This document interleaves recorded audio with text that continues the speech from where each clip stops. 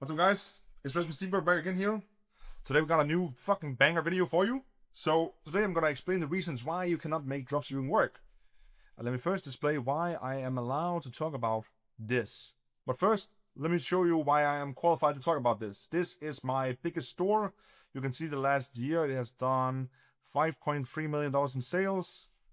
Let's go back to 2022, and in its lifetime it has generated almost $8 million, 7.8. So the first thing, this is very important, okay?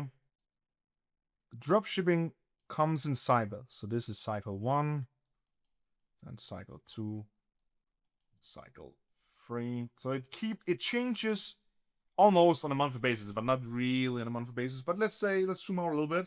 So every 6 to 12 months, there's a very big change in dropshipping on how we do everything, how we advertise, how we acquire customers, and basically the whole thing changes every 6 to 12 months. Recently, we saw the whole thing with all the tariffs for the US. Right now, it's it's not determined whether or not it's really gonna be implemented. Like today is the 2nd of April. I think there's some news today. So we're gonna see what Mr. Trump is gonna say. But generally, that would change the game a little bit for everybody who's dropshipping. Now, people, instead of dropshipping from China, they will be more likely to send products I have stock in the US. Like right now, most people who has a brand, they stock in China, and they just use faster shipping methods from China because it's a little bit easier with the stock getting to the warehouse instead of shipping it to the US and having a 3PL shipping it out. Also, it's a little bit more expensive. A little bit more complicated in general. But if the tariffs and this de minimis rule is removed, most likely a lot more people will stock in the US, so that would change the game at all. So that would change the game a lot. Also with the TikTok bans, almost TikTok Organic got removed. TikTok Shop changed the game a lot on how we would do dropshipping and e-commerce in general. So every now and then there comes a new period that literally changes the game. And from this you need to understand that you cannot use, let's say this cycle here was 2020. This strategy you cannot use in 2025. Like it's two different things, right? Because in the meantime, there's been another cycle. Let's just call this 2023 or something. So in the meantime of these things, there's been so many different cycles of dropshipping, and everything has changed basically in these last few years. So you cannot use a strategy or a cycle from 2020 and think it would work in 2025. So you need to know what the newest meta is, what the newest cycle is, what the newest thing is with dropshipping. And the cool thing with dropshipping is when you first understand one thing, let's say you get success in this area here. Because you are in the game and having success and you're doing it every day, you won't miss the next time it goes to a different thing. Let's say 2026, something changes a lot. You will not miss it. Because you are in the game doing it right now. You will see every single update. You will see how things changing, how things are evolving. You will adapt to it. You're not learning from scratch because you have the base skills. Because dropshipping is just a massive amount of base skills built into one big skill, which is dropshipping and e-commerce. So that is one big factor why you cannot make dropshipping work, is because you are still in these old cycles of dropshipping trying to make a general store work with a fucking product from RDS, which has nothing to do with how we do dropshipping in this day and age. So make sure when you start with the newest strategies that are working in the current cycle of dropshipping, which is here right now. Great. That is the number one reason why you cannot make it work. Number two, also massive one, you over-complicated or complicate. I think most of you guys out there doing it, I did this as well. You overcomplicate everything. And the one big thing that almost, I would say 99%, maybe 95% is overcomplicating, that is taxes plus rules. Many of you guys don't want to start and are afraid to begin because you are afraid how you handle your taxes and how you should handle all the rules that are, with running a business and doing marketing and stuff like that. This is probably the worst reason not to start with dropshipping. Because, let me tell you one thing, and this is from personal experience, this is not financial advice, of course, or advice generally how to run your business. I did not talk to an accountant before I had done $1.3 million in sales. Before that, I had never talked to an accountant. And at this point, I had already made multi-six figures in profit. I had never spoken with accountant. Like I had never even thought about doing my taxes and the rules behind it. I didn't give a fuck. Why? Because it didn't matter. Of course, 1.3 million did matter a little bit, but before it had, like, if you have done $50,000 in revenue and you have profited 5K, 10K, whatever, or even you did organic, you did profit 25K. What are the chances something is gonna happen to you? It's low.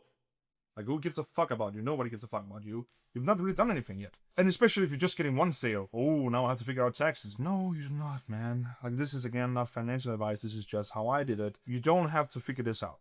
The cool thing is, if you make revenue and you make profit, guess what you can do? You can pay your way for other people that knows the rules to do it for you. It's very simple.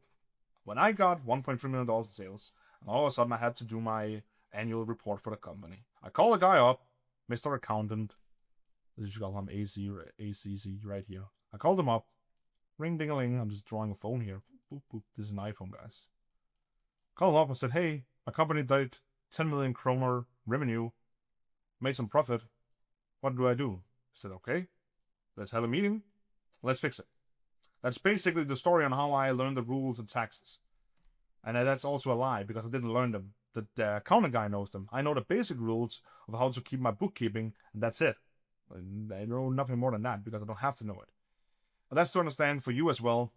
You don't have to have this in order. You don't have to really care about it until you're starting to make really good money, and money on a consistent level. Before that, it doesn't matter at all for you. Like, not at all. It doesn't matter. So they're not overcomplicated with the taxes and the rules. That's one thing. The other thing is strategies as well. I think right now most people are starting to wake up to the whole strategy part. Like, there is the base strategies, which is organic, and then there is, of course, underlying strategies in the organic field, and then there is paid ads, and I think these are the two main ones right now. Whatever, there's pros and cons for both of them. I like paid ads more because that's what I do. That's where I got my success. That's where I make my money from. So that's the one I would recommend, of course. But organic, of course, it works. Like, it works. It's a little bit, I would say it's a little bit more of a grind, a little bit more annoying and tedious, but it works, of course. Like, it works. So the strategy, maybe most people, they really overcomplicate this. So I would just, if I were you, I would pick one on the other. Like, I would say to myself, okay, how much money do I have? Do I have 5K laying around, 3K laying around? Okay, probably I would go for paid ads. Do I have 1K or below? Okay, probably I will go for organic. If you have below $1,000, you shouldn't even questioning starting dropshipping. Like, it's not enough. Like, you're not gonna make it. Like, there's too many things that cost money, like Shopify, domains, apps, fulfillment, softwares, fucking equipment, products. If you do organic, like, you cannot make it with below 1K. Like, you need the minimum 1K. And for paid ads, I would have a little 3K and 1K here. And pick one or the other, and don't. And that's it. Like, you shouldn't overcomplicate it. Oh, what's best? What's blah blah blah. Like, there's pros and cons to both of them, but both of them work, and both of them can make you a shit ton of money. And that's it. Like, that's the only thing you should know. Okay? Like, I would never do organic, but I can tell you, because I know people are making money from organic. So it's okay to do it. And yeah, of course, there's also underlying strategies, both of these. Many people out there, you have to, of course, be careful with the gurus who are teaching. Many of them will teach you outdated shit, especially, that's not much, the organic space, I feel like, is more clean in terms of fake gurus. Like, there's not a lot of people who are teaching, like, fucking garbage on organic, but on paid ads, it's so many. 80% of people who do paid ads coaching, like, they teach you some bullshit. Especially of the larger creators, I'm not going to mention any names, but all the larger creators, it's apparently on a Zoom call, whatever, but all the larger creators, every one of them, like, many of them is teaching some old, outdated fucking garbage on paid ads.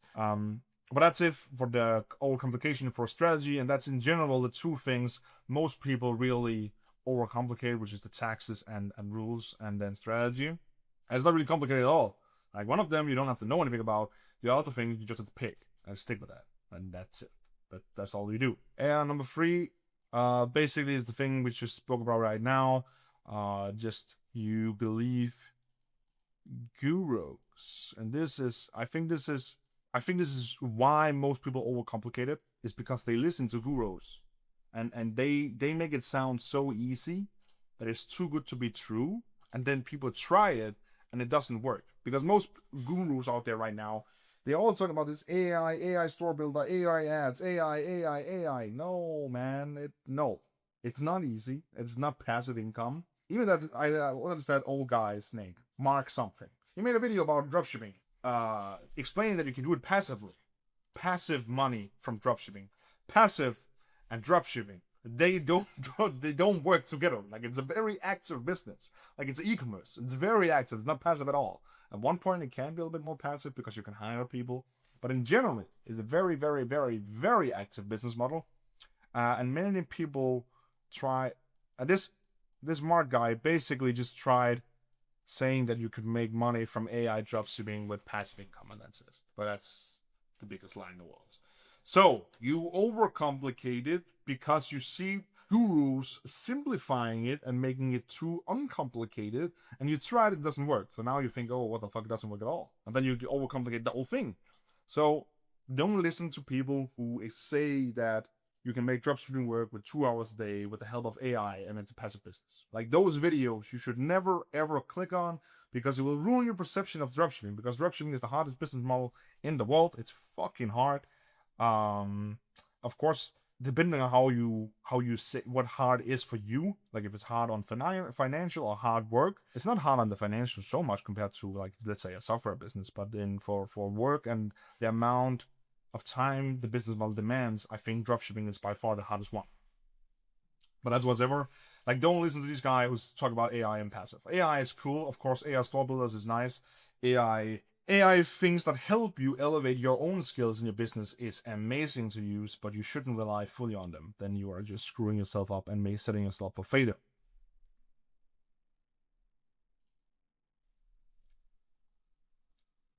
And then, what was number of this? This was number 2, yes, okay. Importance, number 3, my friends. This is a big one. Like this, I think this might be the reason why most people can't make it work, because you don't understand what is important. And let me now make a list of what's important for you right now. If you don't have a winning product, let me show you. 1, and this is very important. This is number 1. Product. This is number 1 for a reason. If you don't have a good product, you cannot do any of the other things I'm going to show you in a second. So product by far most important thing, especially for a beginner. When you're more advanced, this is what other people are talking about in the YouTube, the product doesn't matter too much, because you can get very creative when you're getting really good. You can how are you saying this? How you can like a magician. You can, how do you say it? Like, you can. I'm not sure how to phrase this, but you can create an offer creatively out of nothing. Like, you can pull something out of your ass. Like, that's okay. Let's say like that. When you're getting very good, like, you can do some very cool offerings, and then you can make pretty much all products that fit a certain amount of criterias work. And that's the cool thing about being more advanced. Of course, those products are usually not scalable because they have some other flaws. But by far, product most important, that is king. Number 2, that is your offer. I think I've spoken about this in many. If you watch my videos, you know how much I value a good offer. I think this is, I cannot stress enough, like, how much the offer is important. And I'm telling you right now, if you see people explaining you, build a store, have a base offer, 40% off, and then a quantity break, that is not an offer. Like, that doesn't work. Most likely not. Like, 90% of times, that will not give you a high enough conversion rate to be profitable with paid ads. That's as simple as it sounds. Like, it's literally, I'm just telling you right now, it doesn't work. If you're running 50% off right now, go turn off your ads, figure out a new offer. It doesn't work. And that was also a little bit of a lie, because it can work, but most likely it will not. You cannot scale with these fucking garbage offers. You need something that where people enter your website, they see your product, they're like, shit, this product is good.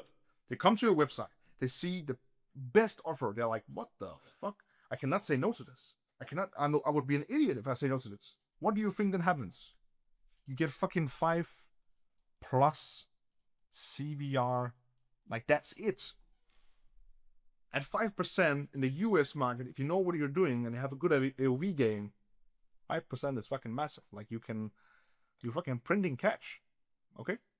So that's as simple as it is. You need to have an offer where people enter your website, they're like, what? This product is sick, and I can get it for this offer. I have to buy it. I have to buy it. That should be your offer. That should be how people think when they enter your website. If they don't, it's not a good enough offer. I'm sorry. Number 3. And this is creatives. Creatives are king. I've also said this many times, but at the same time, let me explain why it's not high up on the list. If you have a good product and a good offer, you can get away with having bad ads. Or not bad, but worse. They don't have to have 10 out of 10 ads. You can get away with running 4 out of 10 ads if these 2 here are 10 out of 10. Then you can get away with it. But you cannot get away with having amazing creatives and a good product, but a fucking bad offer. You will not be able to make it. You will not print. Like, you cannot scale this to 10K a day. Like, no way. And you cannot get away with having good creatives and a good offer, but your product sucks ass. It's not going to be scalable in the long run because everybody's going to charge back. Nobody's going to return for more products. It's a V. Like, that cannot rely on its own. Of course, it can be for very short term, but something is going to happen. Because if the product has too many flaws, you're going to get fucked. So that's why my creatives are there, more down the list. Like, I think that makes sense for most people when I put it like this. But creatives is king. So dropshipping, if we break the whole thing apart and break all major skills that is in dropshipping, the most important skill is copywriting. And copywriting is basically just selling with words. And that's also creative. That's marketing. That's copywriting. That's the most important skill that you can build. And that's the skill you're going to improve the most when you do dropshipping. Because basically your whole business is making good ads that people click on and then they go to your website. That's it. So this is the way you get customers to your website. This is where you spend most of the time. So these are the only 3 things you should think about whenever you launch a product or whenever you're starting dropshipping. And I can already see now in the comments, oh, what about the website? What about branding? What about whatever? No, a website is so far down the list of important things, because it doesn't matter. Like, it really doesn't matter if you use the build your AI whatever or build your store pilot or whatever they're called, build your website. If you use those and you add in good images, good GIFs, and a decent copy, it's fine. Like, that's more than enough. If you have all these other 3 things here checked, like, then that's fine. That's fine. So, starting out, these are the only 3 things that I would focus on. I would not focus at anything at all. Anything besides this, I would not focus on at all. I wouldn't give a fuck. Like, I would try and block my brain from learning other stuff right now and just have these things nailed in. Because when you dial these 3 things in, everything else becomes so easy. Like, everything becomes so easy. So, because you're making money, so you have time to fucking make other things work. Now we have all the things in order. That is the reasons why you cannot make dropshipping work. So now I'm gonna tell you how you can learn these things so you can make dropshipping work.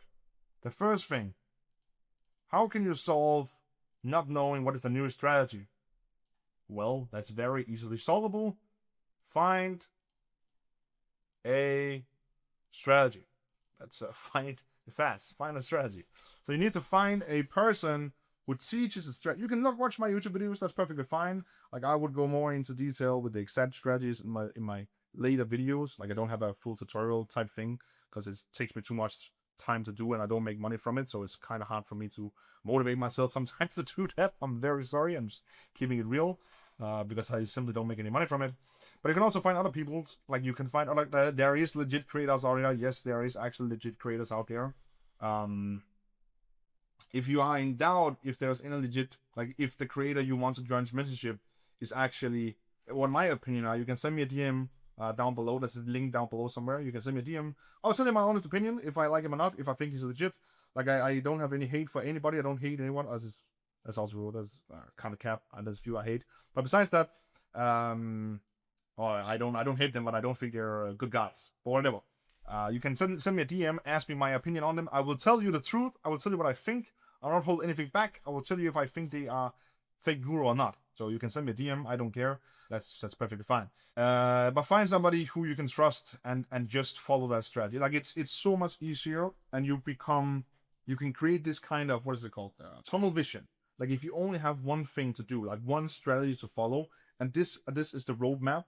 Like if you get a map and or a GPS, so you know where to go, it's so much easier to do it because you know where to go. So that's the first thing I would do. Find a strategy that's actually legit. 2025 update. You can ask me on Instagram again if you want my perspective, if I think they're legit or not. 2, how to get good at creating offers. This is very hard. I'm not gonna lie, this is very fucking hard. And one thing you can do is you can go to other websites that you know are getting traffic, that you know are making money. So, good example, of course, always Bleem. They have like some kind of quantity break with some, what's it called? Like quantity break and a free soap, whatever, something like that.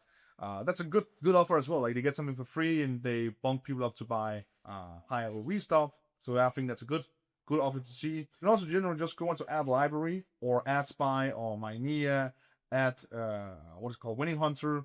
Scroll through, see which of the websites are actually getting a lot of traffic, which websites are actually running a lot of creatives. You can see what offers they're running. You can see what other people are doing. You can get an idea of there's any patterns that people are doing in different niches, or just in general the AOV or something else. Like you will see patterns the more stores you see, which for me now, when I've been doing dropshipping for like 2.5 years, I've seen fucking thousands of dropshipping stores. So I have some kind of idea what people are running in different niches, and I also know how to find people very fast on these spy tools, so I can spy on what offers they're running. And let's say I want to test something like a dog product. I'll find another dog store that I know are getting traffic, that I know are getting a lot of sales. I'll see what kind of offer they're running and see if I can replicate it for my new product. And that's pretty much it. That's how you get good at offers. After some time, after seeing a lot, you will be able to kind of creatively just come up with offers on the spot and offers to test in general. So that's for offers, how to get better at it. But it is hard. Like it is hard to get really good at offers. Like it's probably one of the hardest skills to create or get is basically how to structure a very good offer. You can also read books on it. I haven't read it yet, but I want to read it, like $100 Million Offers by Alex Mosey. Like I don't think it's that good for e-commerce businesses, but generally just to have a basic knowledge of what an offer is, I think it's really good. Number 3, of course, how to learn to make good creatives. This again, it's incredibly hard, but it's a little bit harder than offers. A little bit easier than offers, sorry, because you can get real-time data from the creatives you make. So let's say you make creatives, you upload them to Facebook. Facebook will get you a list of data where you can literally see how people react to your creative. You can see your CPM, you can see your CPC, you can see your percentage view of your ads. You can see what is lacking. Is there very bad hook rate? Is there very bad 75 whatever view rate?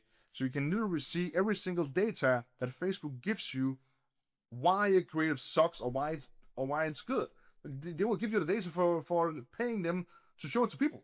That's one way of learning how to make really good creative. The second way is getting somebody else to view your creatives for you, give you feedback on them. That's how I learned it. Like from my joining Michael Bernstein's mentorship, like I learned making really good creatives by making a fucking like hundreds, or maybe I think in the thousands now, creatives, sending them over for review, getting real-time revisions on my creatives, implementing that and sending it over again, and then uploading to Facebook and also seeing the Facebook data.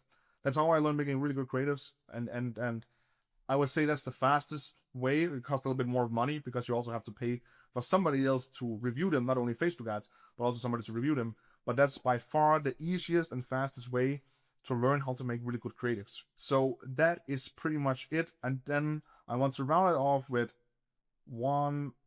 How the fuck does a percent? So I want to round the video off with saying 1%. With 1%, I mean, it's not about getting good tomorrow. It's not about being the best in a week. It's about improving your overall skill sets 1% every single day. Of course, some days would be more, 10%, some days 5%, because you get some breakthroughs once in a while. But generally, this is how I would view it. It's not about being the best, the fastest. It's all about getting better every single day and keep getting better and trying to learn and trying to improve. Because it is, you will never be the best and you will never learn everything. I don't know everything. I don't know anybody who knows everything. It's always changing. You always have to keep your finger on the pulse. You always need to understand what's going on. You can only do that by trying to learn more every single day and pushing yourself for more. So that's what I want to end the video off with. Again, if you have any questions, you can send me a DM on Instagram. I try to respond fairly quickly. It's not always that I get your DM. If I didn't reply to you, please send me a new one. I would love to connect and I would love to reply and answer your questions. Besides that, I hope you fucking crush it, guys. Good luck.